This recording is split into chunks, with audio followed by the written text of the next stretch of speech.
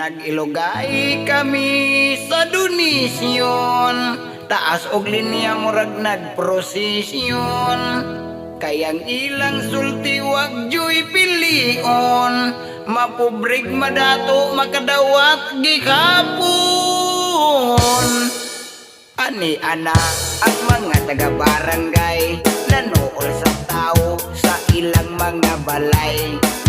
Ipangita nga dunay ipanghatag, mga bugas puno gikan sa gobyerno. Ug nalipay gayud ang mga tao, kay dunanay makaon og di na mapasmo. Gusa naglumba kami og panggawas, bisan ang uban walay quarantine pass. Ug sa dikan kami kay nangabot digdos barangay hall nga perting Bogota.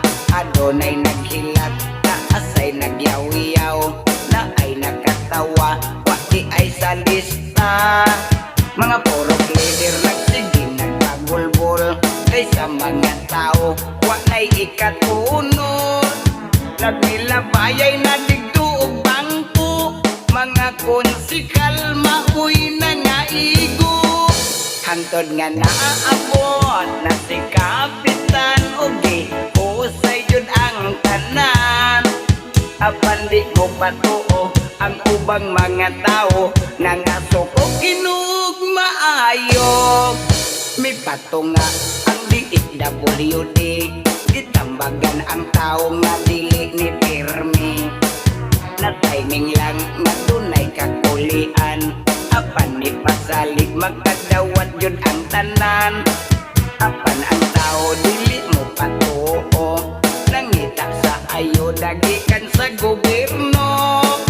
Busa na suko na gyud si Kapitan, ug gikasab-an niya ang tanan.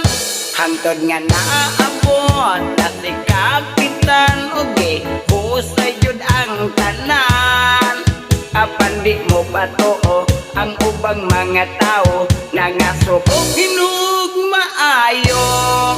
Si Kapitan wa nakaagwanta, nanawag nagpulis kay magpabackup siya.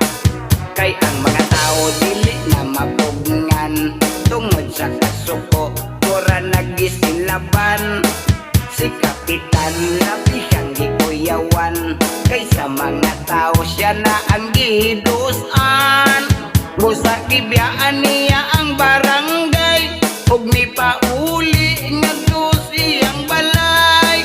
Mao kini ang resulta sa COVID-19 nga gikan sa